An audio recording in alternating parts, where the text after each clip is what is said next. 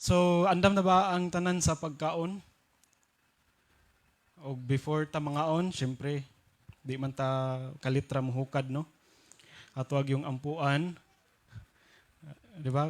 Mo naman natong nabatasan, before ta mangaon, ampuan ang pagkaon. So, magampo ta alang sa atong pagkaon ni mataknaa. Amahan na mga na ikaw sa kitasan sa kalangitan among ginabalik ang dungog himaya nga na kanimo. Takos kang daygon pasalamatan, ikaw ang tagyas tanang butang makita ug dili makita lakip na sa among mga kinabuhi.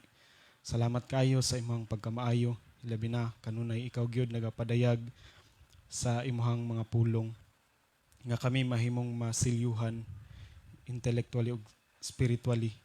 Aron nga kami dili gyud matarog. Tudloy kami ning mga taknaa, ikaw gyud maghatag sa imong balang espiritu, magakunsad sa matag usa, makahimo kami sa pagsabot sa iyong mga pulong samtang ikaw magatudlo ka kanamo sa unsa may mga lesson nga imong ihatag kanamo ni mga taknaa. Salamat nga ikaw mag-set sa among mga kasing-kasing nga magakalayo gyud magdilaab sa imong gugma. Salamat sa pagtubag sa among pagampo, pagpasaylo sa among mga sala sa ngalan ni Jesus. Amen.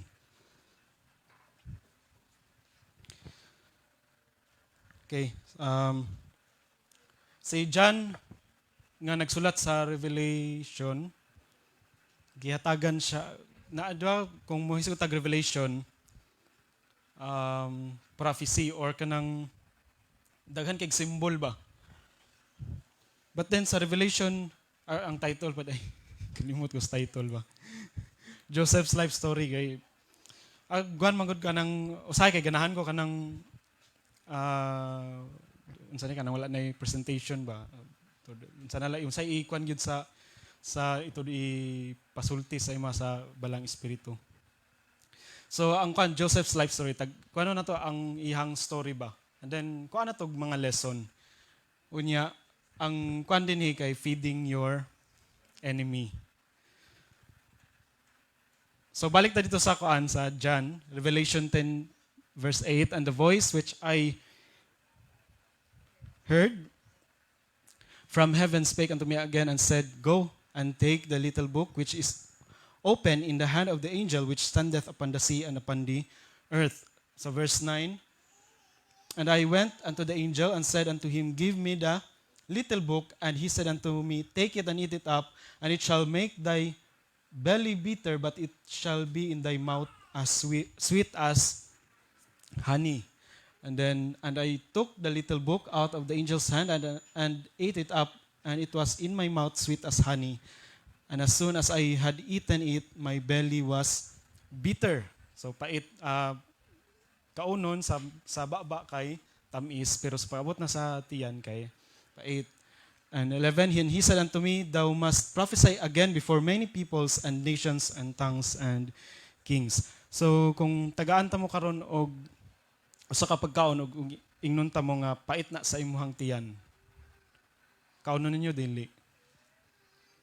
Mao na akong isulti, pait na sa inyong tiyan. Unsay ganahan mo kaunon ninyo dili. Dili no kung kuan natural na kung kita mismo mo kuan tagaan tag pagkaon niya ingnon ka nga pait na sa imong tiyan. Di ka mo kaon kay pait good kinsa may ganahag pait dinhi. Di ba? No, bitaw nang usahay kay di ba nakabantay mo kanang grabe nga sakit or kanang mga balatian ba? Grabe nga balatian. Ang gikinahanglan ng atambal ana kay pait. Nakabantay mo? Dili na siya kanang kinahanglan kog kanang tamis or lami sa lasa. Di ba? Di na siya madalag kung sa kuan pa kay unsay na yung mga tambal gani sa mga bata nga tamis, di ba? Lami siya. So ang pait usa sa mga tambal sa grabe nga balatian. So kung gibati na to nga grabe na ang ato ang balatian spiritually, ang pait gyud ang usahay kay mag 'di ba kung maminaw ta sa word Unsa nang pait gani kung ihisgot kay symbol man na siyang pait. Unsa pasabot sa pait? Ha? Suffering kanang asa gilantaw nako sa Greek word usa sa iyang mga kahulugan dito kay or sa laing nga translation ang kuan dito kay anger. Di ba sa akin ang masultihan ka sa imong mali, mas ko baya ka. Di ba? Pait. Paita po ning kinabuhi oy. Di ba? So muna siya ang pait. Gilantaw po na sa Greek no. Mga bitter experience. Mo tong gingon kay nga paita ba ning kinabuhi oy. So muna siya ang pero kung moingon sa imuhang nga but tamis na siya sa imuhang ba kinsa na imo kaon. At sige murag ka kuhaon or dili kay naay pait pag-abot sa tiyan pero tamis man di ay sa pag-abot sa kung imong kaunon sa baba. So sige na lang. Kaunon na lang nako ni. So unsay kuan ana? Unsa gani ang pasabot sa little book? Di ba gingon dito? In thy mouth sweet as honey. So unsa man ang sweet as honey? It is di ba sa gingon na how sweet are thy words unto my taste. Yea, sweeter than honey to my mouth. So it is ang kuan man god even though nga, di ba kung makadungog ta sa word, kung atong kaunon, tamis kay siya. Ba, ninduta ani nga word, oy. Pero sa diha nga, imo nang moabot na sa tiyan, or sa experience na nimo, okay, lisod man day kayo magpasensya Ginoo. Di ba? Ay, makaingon na, makaginhawag yung lalom ba? Di ba? Or makapangalot sa ulo. Ngaman, inga na ang word. Pait kay siya. Pag-abot na sa tiyan or kanang ma-experience na yun niyo ba? Paingon sa Ginoo, love your enemy.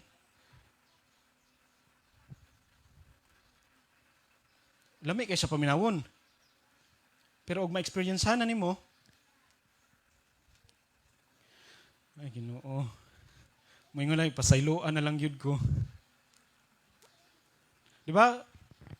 Nga naman, nga na yun ang buhaton sa word. It is, sweet siya, lami kay siya, paminawon, pero kung ma-experiencehan na nimo, grabe, di lalim, makaingon gag di lalim. And ang 144,000, they come out of great tribulation. Nga naman na siya, because of the sweetness of the word. Tungod sa katamis sa pulong, ilag yun ng kaunon, bisan pa sa unsa ang ilang ma-experiencehan. Tungod og mao na siya magpabilin sa katawhan sa Dios nga makalampos gyud sa katapusan. Mao na siya makapa-endure sa ato for the joy that was set before him, dili lang kay Jesus Christ kung dili pati sa ato if we receive Christ.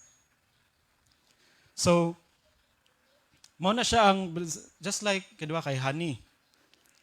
Katong atong gikuan kay na nga ang kuha og honey ang bees. So ang buhaton na nila kay mo kuan man sila nectar di ba sa bulak nya mga 85% ang pila ka percent ang water nga liquid yun siya. Pero sa diha nga ilan ang gitulon unya ilang regurgitate ang term. Unya sa lain po kuan man ako nasa kay naman tay Google. Ako nang gi-research din na usa sa mga gikuan pod sa mga bees kay ilahan ang i-share pod ang nectar sa uban sa ilang mga co-workers. Kay na may mga klase-klase nga mga bees na ay male, na ay female ug na ay kanang worker. Na ay queen. So mana siya katong naga-collect sa nectar ilan ang i-share pod sa ilahang ang kauban nga mga magbubuhat. O tungod ana nga sharing, mag-evaporate ang 85% of water.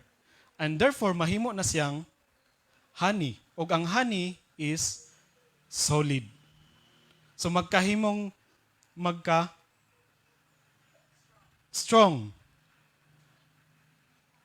Ang ato ang experience, ang ato ang pakigsuod. Ibutang na ako in spiritual ko na pakigsuod sa Ginoo. Magka-strong. O pamagyan na ang pag-share. I-share ang experiences, i-share ang sa asa ka dapit nga napanalanginan. Di ba? Kay di na man ta tungod kay buhi mao man na ang purpose nganong buhi pagid ta.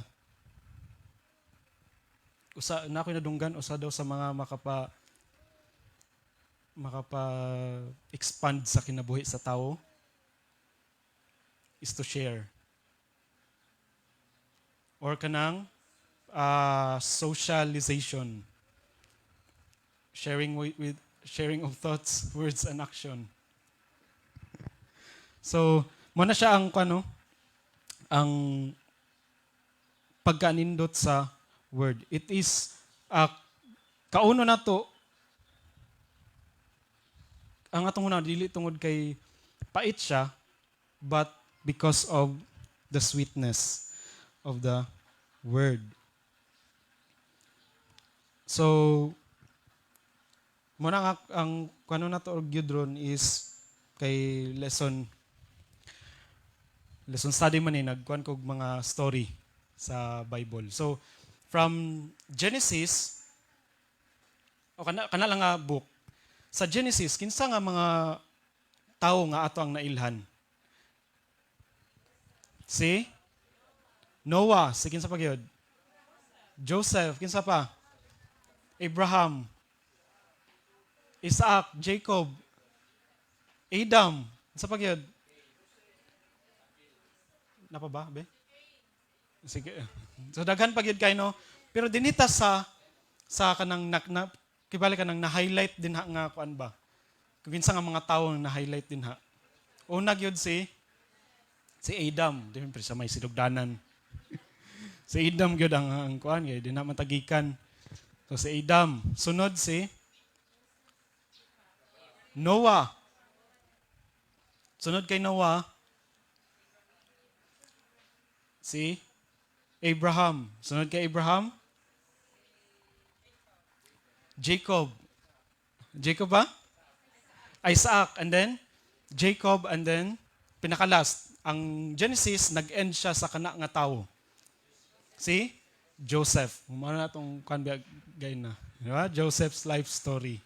So, from Adam, Noah, and then Abraham, Isaac, Jacob, and then Joseph. I-summarize na to ang ilang story. Si Adam, kinsa gani si Adam? Unang tao sa kalibutan. And then,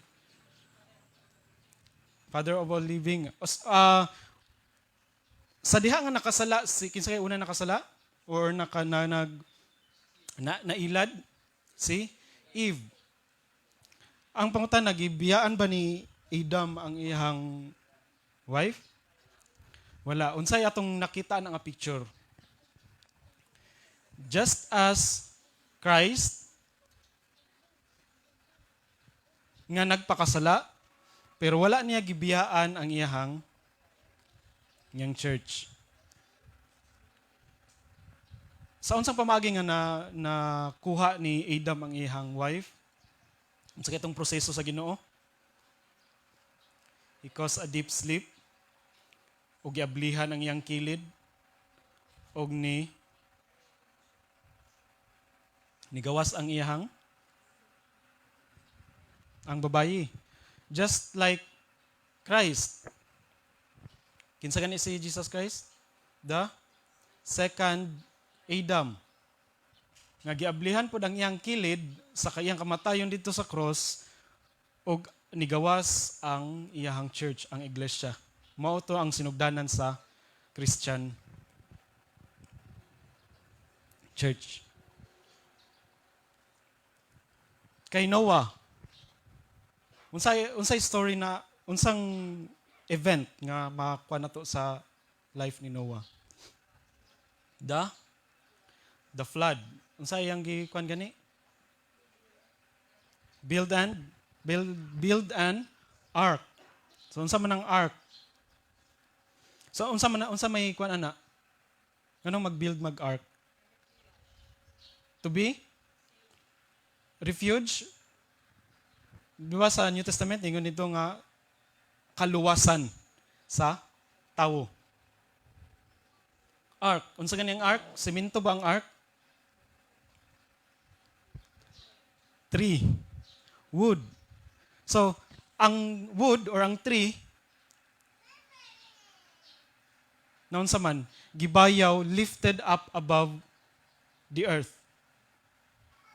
Just like Christ hangs on a tree and will draw all men unto Him. Pinaagi sa kamatayon ni Jesus Christ dito sa Kalbaryo sa cross, kaluwasan ang iyang gidala. Just as Noah nag-build og ark, kaluwasan ang iyang ang gibitbit atong ark. The next nga tao is sa Abraham. Sa Abraham, gibiyaan niya ang iyang house, iyang panimalay, para moadto siya sa kanang strange nga land. Just like Christ, gibiyaan niya ang iyang panimalay sa heaven para moadto sa strange land, which is the earth. Si Isaac. Nung sa story ni Isaac, di ba, ingnan siya nga or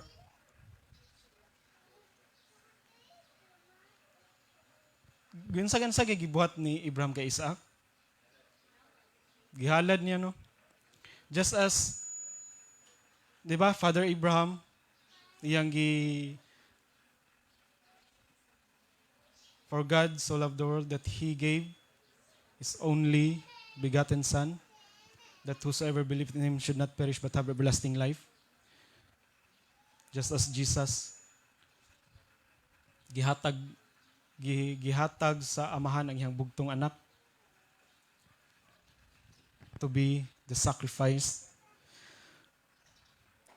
Kay Jacob, unsay story ni Jacob? Di ba kay kan man sila kanang Abraham, Isaac ug Jacob, di ba related sila? Pila gay itong anak ni Isaac? Duha. Kinsa tong isa? Si Esau. Unsay story ganan niya? Una nga kwan. Kinsay magulang gani anak silang duha? Si Esau. Unsay gibuhat ni Esau? Kay siya man ang magulang, so naa sa iya ang birthright. Unsa ang gibuhat ni Esau? Gikambyo niya ang iyang birthright tungod sa pagkaon. Muna ayag yun ikambyo ang inyong birthright, ha? Tungod lang sa pagkaon. Kayo sa'yo, mo ba yan na mahimong Diyos na to ang atong tiyan ba? Or tungod lang yun sa pagkaon. Just like Christ, di ba, twin? Nakabantay mo twin? First Adam, and then second Adam, si Jacob and Esau. Ang birthright gihatag kay Adam, kay siya man ang una nga ni butho sa kalibutan.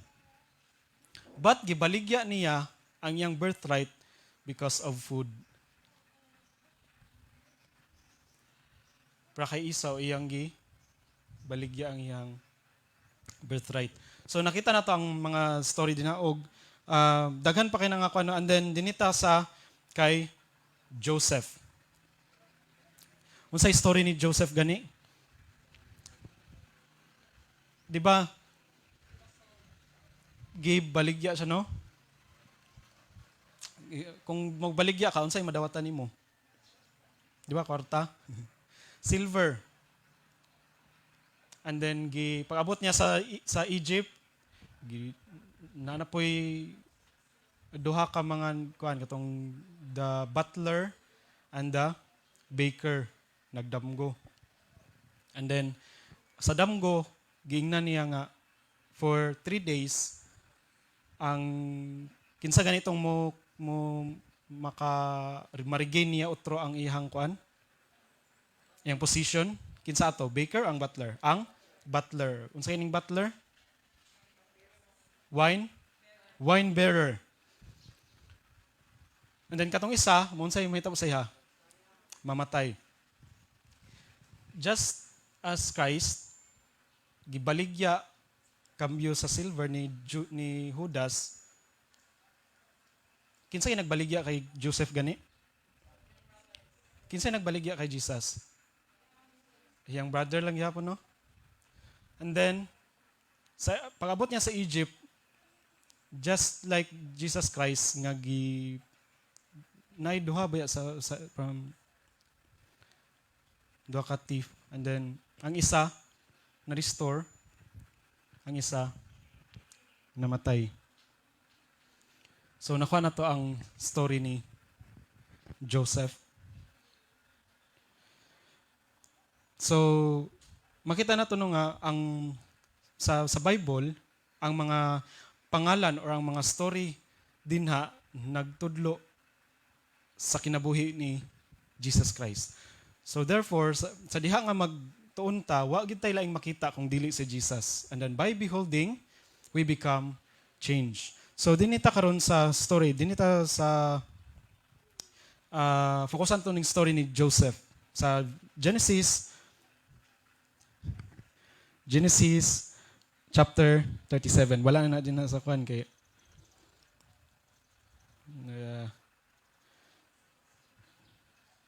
dali ko, so kung nagdali ang oras, nagdali pud ta. Ang title is Joseph sold into Egypt. Kung namo yung mga Bible,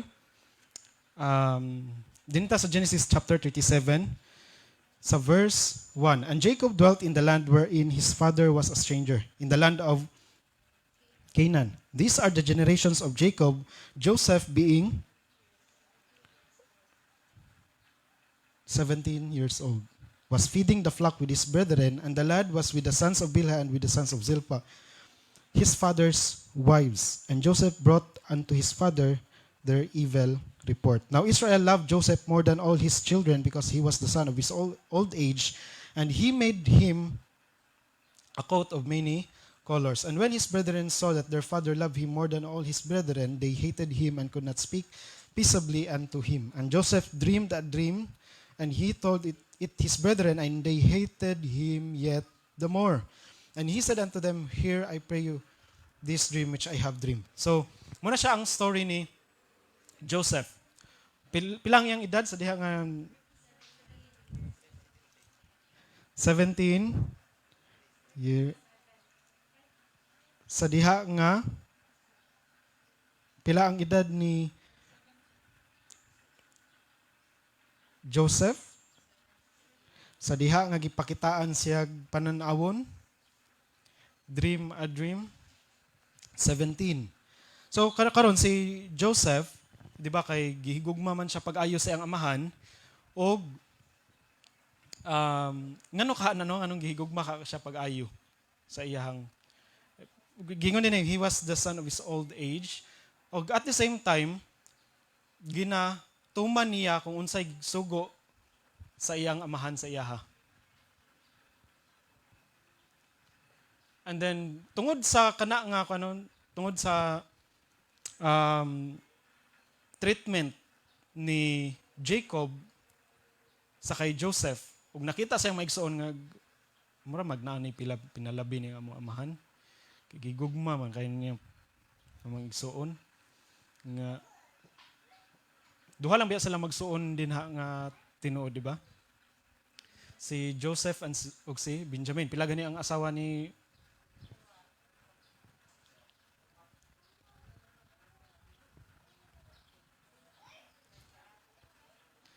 Jacob? Upat. katong iyang katong magsuon, and then katong ilahang mga yaya. So in other words, si Joseph, igsuon niya ang katong lain nga 11 sa lahi nga sa papa o lahi nga inahan. From another mother. And then sa unsang pamaagi nga gihit pagyud pag-ayo sa mga brethren si Joseph. Gingon din ni Joseph dream a dream. Nagdamgo nakita siya pananawon. Unsa gani yung pananawon gani? Na ang moon, sun, and stars, unsay ginahimo? Nag-bow down kay Joseph. And then another dream na pod,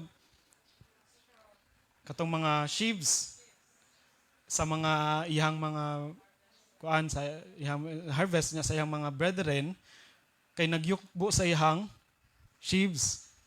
And then kabalo sila unsay meaning ato, di ba? Sa dihang nga gisulti to ni Joseph unsay gay ilang giingon?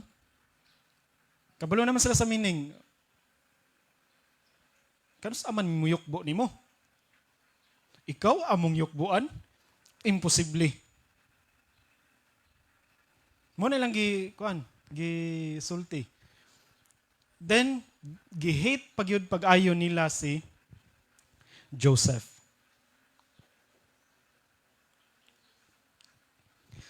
And gingon din ni they kanang wala sila kanang lisod kayo could not speak peaceably unto him.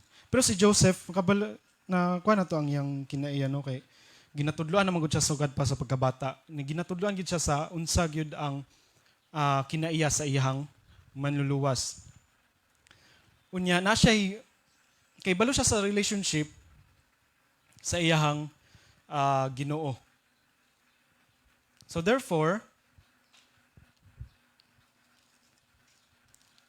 bisan og dili bagingon could not speak peaceably unto him, kinsa dinhi sa ato karon nga kung kay balo ka nga naay kalagot ang tawo sa imuha, kinsa ka sa ato dinhi nga makigistoryaan ang tawhana? Kanang kay balo ka ba nga naglagot na siya sa imuha? Or kanang gikalagutan nimo, makaistorya ba ka kagtarong ana saya or makaistorya bagyud ka sa iya ha? Di ba maglisod kay no? Pero si Joseph unsay ang gibuhat? Even sa kanang nga hatred sa iyang brethren sa iyaha, gipakitaan gyapon niya ang iyang yung mga kuan ba, yung mga igsuon. Kaya nga naman, unsa gani ang gugma? Naka-receive man siya sa gugma sa Dios. Love thinketh no evil. Wala siya pangunaw gyud og daotan sa iyang igsuon. Muna nga peace gihapon ang iyang, di ba? Pag-ingon sa iyang amahan nga pag-ingon ni Jacob, kay Joseph lang to ang imong mga kuan dito igsuon. Kung ilabang gi pakaon ang flock mga karnero, itong ilang mga ginabantayan. Unsay na kaplagan ni Joseph? Ugoy, wala man. Evil report. So, ningat to sa siyang igsuon, oh my brother. Diba? Kay love man ang nasa yung kasing-kasing. Pero kaya kita ka ato, no? Kung nakaibalot nga naglagot ang mga brethren, makaingon ka kana. Grabe no, munang kapait. Nga dili gyud nimo ma-imagine ba nga malipay ba ka ako nga atubang sa mga tawo nga nasuko-suko ah? So si Joseph nagkuan gid siya and then grabe gid ang iyang wala gid siya thinketh no evil. Naka kuan sa iyang mind, nakatatak na sa iyang mind mao na ang gugma. So sa diha nga niadto siya sa iyang kuan sa iyang brother. Unsay gihimo na sa mga brother? Na ana pod ning the dreamer. Na napod ning kuan pinalabi. Akin sa gasilos niyo. Hopefully wala po gasilos diri usay sa kanang mga ginikanan bitaw. Nga pinalabi ning isa, ang isa kay murag wala kayo ginapansin. Nga jealousy mo kuan ba gyud dayon. So bantayanan pud kay ang treatment. Ug mo na ni siya karon ang atong i-practical ba. How do we treat each one of us? Unsa na nato na pagkuano? Og dili ang treatment dinhi kay dili lang man kay wala mo'y panagbingkil kung dili katug yung nagbinengkalay. Di ba? Di na gyud makita ba kung kinsa nga kinaiya ang imuhang mapakita. So, si Joseph samtang katubang ang mga iyang mga igsoon sa iya. I believe nga murag kuano grabe ang ilang murag leon nga nagangulob ba. Nga naanapod ning kuano. Sa kaya atong mabuhat ani nga sa unsang pamagi nga gihit gani nila si Joseph. Ako na lang ikaw na, he keep the Father's commandments and he has the spirit of prophecy. Which keep the commandments of God and have the spirit of prophecy. Kay mo man ang testimony of Jesus. The spirit of, kanang pagpanagna ba kayo, kan ba, prophecy ba ito yung gisulti? Kinsa gani nga katawhan karon ang nagungunit sa kanang nagapaningkamot gyud ba to keep the commandments of God and have the testimony or the spirit of prophecy. Kinsa nang mga katawhan? Seventh-day Adventist, kinsa gani ang mga founder? Na kuan lang ako ba nga, grabe ang kuno. Pila edad ni Joseph gipakitaan og pananawon? Pila edad ni Mrs. White gipakitaan og pananawon? 17. O gihit siya sa mga tao because of the spirit of prophecy. Lantawa karon atong mga brethren. Kung musulti kag naay uban nato nga mga brethren musulti kag spirit of prophecy. Gipakadako na po ni Mrs. Ellen White na pod ning igsoon na to kinsay kuan kinsay nagbaligya kinsay sa kay katong gihimo ni Judas kinsay nagbetray iyang igsoon. Sa mo po na mahitabo gyud sa ato i-betray even your own igsuon nimo mao ra gyud po mo kwan sa imo ha. So mo na siyang nahitabo sa story ni Joseph. And then sa unsa kay gibuhat nila sa kay Joseph? Unang gihimo nila kay Joseph. Agoy gihulog. Ito na, gihulog na. Nahulog na, gihulog. Di ba? Mao ginay buhaton gyud. Wadto ka kuan sa mga churches karon mo kuan kag about the present truth. Ihulog gyud ka. Kaya naman mo naman ang history repeats itself. There's no new thing under the sun. Gabalik-balik yun siya. So, kung gihulog, bisan sa Jesus, di ba? Unsa ilang gusto nga baton kay Jesus? Niadto si Jesus Christ, His own people, but His own receive Him. Not, hinoon, nihatod pa sa mga katawhan niya nga papatay yun siya. Unsay gibuhat niya katong sa diha nga nagsulti si Jesus Christ about sa katong scripture reading siya na the Spirit of the Lord is upon me. Ningon din siya sa pinakalasan, this day, this very letter fulfilled in your ears. Ano, nangasuko din itong iyang mga igso, iyang own people. And then, usay gibuhat sa iya ha? Gipanawag niya, gi-attempt siya, ihulog. Pero kay ni-ikyas man siya, wa siya na dayon og hulog. Wala siya nadayon og hulog, og kahulog sa iglesia. So mao ginay mabuhat no, even kung atong lang taon ba ang Israel, ang Jewish nation, sila man gyud ang firstborn. Pero tungod kay gi-reject nila ang mensahe sa kaluoy for 490 years, gihatag na karon ang gospel ngadto sa second, the spiritual Israelites. Ang birthright gihatag na karon sa manghod kay Israel. So sa diha nga gihulog si Joseph, unsay gikuan ganit sa iya ha? Lisod makaining patio ni nato. Taw na lang ning baligya. Unsay naghimo nila kay Jesus? Gibaligya. So pag-abot niya asa siya gibaligya sa naman tiniagi no, unya gi. Niabot gyud taon siya sa Egypt. And then kabalo unsay grabe ang experience ni 17 years old mo na yang na-experiencean ang kasakit sa kinabuhi. Ato ka karon, nabata ka sa kahayahay or naka-experience pud tag kapait karon sa kinabuhi. Ba experiencean guna nato. Nya the same as Joseph, bisan sa unsa ka pait ang na-experiencehan nila, pero ang mugawas sa ilang baba kay tamis. Sweet as honey. In thy mouth, sweet as honey. Og sa diha nga naa siya sa Egypt, unsay na kuan na?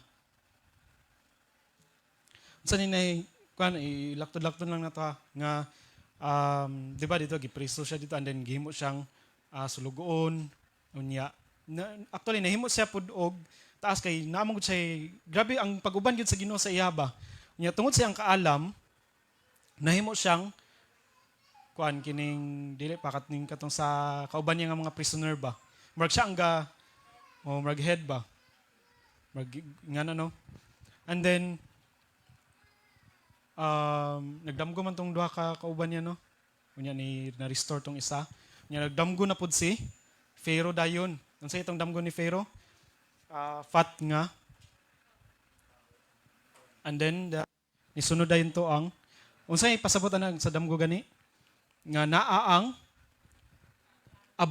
abundant or time of plenty and then moabot dayon ang 7 years of famine. Una gyud time of plenty and then moabot ang famine. So ang gibuhat ato actually sa Dios ngadto kay Joseph is nganong niagi siya ato nga kuan is to prepare or i-prepare niya ang pagkaon sa ihang igsuon at the same time sa ihang kaaway. So dito di ba iyagi hangtod nga nahitabo gyud nga si Joseph nahimo siyang governor and he is the second in command of Pharaoh. So mo na siyang kinabuhi ni Joseph. And then niabot dayon sa diha na niabot ng famine unsa gani ni kuan gani unsay senaryo na nahitabo dayon. Ani abot ang iyang mga igsuon. Unsay hunahuna ni Joseph? Tingon ba siya nga, agay, naharang nagbaligya, gyud ko, kabalos na gyud ko ani. Nga na ba yung hunahuna? Diba? Grabe ang nakita ko sa kuan niya, naman sila gi-download nga kuan anime. Usa na sa mga story bitaw nga makahilak gyud ka. Tungod sa gipakita nga gugma ni Joseph sa iyang mga igsuon. Even though nga giingato ang gibuhat nila kay Joseph.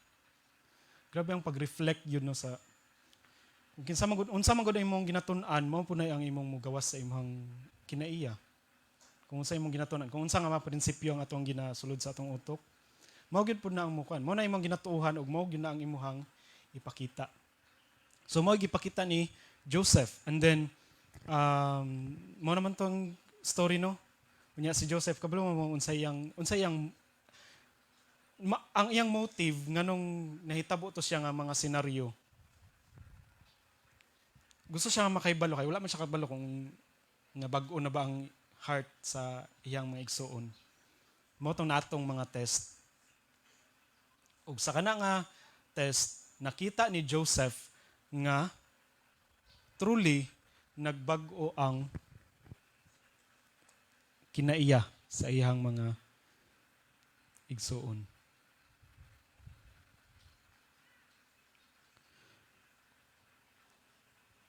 So, mo na siya ang story. O kay liba limited naman gud ang ato ang time kay naa man gid time nga ginagawa. Unsa na unsay oras gani ang kuan nato ya? Wa na gyud. So, mo na siya no ang story og kita na lang ang kuan ani, ang point ani, usa sa mga point nga gusto na ko ikuan. We have to gather bread kay ang famine moabot, famine not of hansa ni material or kanang mga pagkaon kung dili spiritual. Mo gather gyud ta og pagkaon kay unsa may imong isulti kung mo makabantay mo usay kay ginagmay lang gyud ang ihatod sa Ginoo nga mga tawo sa imuha. Ngano man kay wala pa man dili pa man kaita makakaon or wala pa nato kayo gikaon ang iyahang wala pa ta nagagather og bread ba? Di ba? Gather bread good for 7 years nga famine. So kinahanglan nga mo po na nga gathering. So mo na nga importante gid kaayo ang kanunayng pakig suod or ang atong relationship nga nasa Ginoo o gilabi na sa ang atong pakig fellowship sa iyaha. Nga butangan gyud ta niya sa iyahang pulong. Ug mao po na atong ma-share ngadto sa uban. Gather bread kay mao man na siya ang atong ang Dios karon ang inahanglan og more Joseph. More Joseph. Nga naay ipakaon bisan pa mao tong gikuan nato feeding your enemy. Even your enemy imong ipakanoon ba. So gather bread and then sa last ang nindot kaayo gyud mao ni siya ang sa Desire of Ages 2 to 4 paragraph 5. Actually mo ni siya ang last nga paragraph sa katong itong gi-share gabi ni Brother Jervin nga the sinner's own thought are his accusers, diba? And there can be no torture keener than guilty conscience, and which is muhatag sa mga tao nga dili gyud walay pahulay ba. So mao na siya nga story ni ni Herod. Dinita sa last and of all the gifts that heaven can bestow upon men. Unsa nga gifts ang iyang gihatag sa mga tao? Fellowship with Christ in his sufferings is the most weighty trust and the highest honor. Wala nagilain.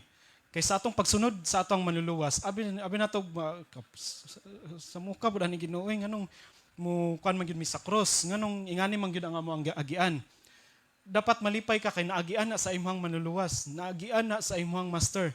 Ug wala dili ang ulipon dili labaw sa iyahang agalon. Kung giunsa ang agalon, mao pod ang mahitabo sa ulipon. So kita as a servant of Christ, mao gyud po na si Joseph biggest or pinakanindot niya nga naagian is mo nang nganong naagian na ni Joseph kato nga mga senaryo sa ang kinabuhi, iyang mga ina-experience. Gipa-experience siya sa unsay ma-experience ni Jesus Christ samtang magkinabuhi siya dinis kalibutan. Ug mao po ni siya ato ang kuan karon. Fellowship with Christ in His sufferings. Christ suffers. Kita pod. Mao po na atong agian. Ug kabaluta nga sama sa atong kuan gaina from kay mag-overthinking man ta no? From overthinking to overthinking. Kanunay tang magpasalamat sa Ginoo. Even sa kapait nga ato ang ma-experiencehan